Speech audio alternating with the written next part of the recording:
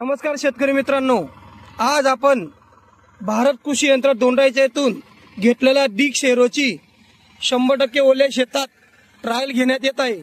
तरी बघा डिग शेरो ओल्या शेतामध्ये कसा चालतो।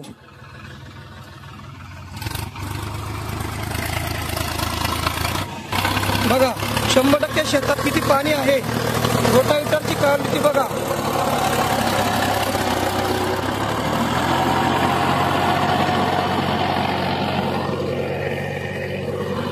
शेतातून पाणी वाहत आहे तरी डिग शेरो कशा प्रकारे काम करतोय बघा। जिथं साधारण रोटावेटर काम करू शकत नाही तिथं डिग शेरो एकदम क्वालिटीचं काम करून दाखवणार आहे।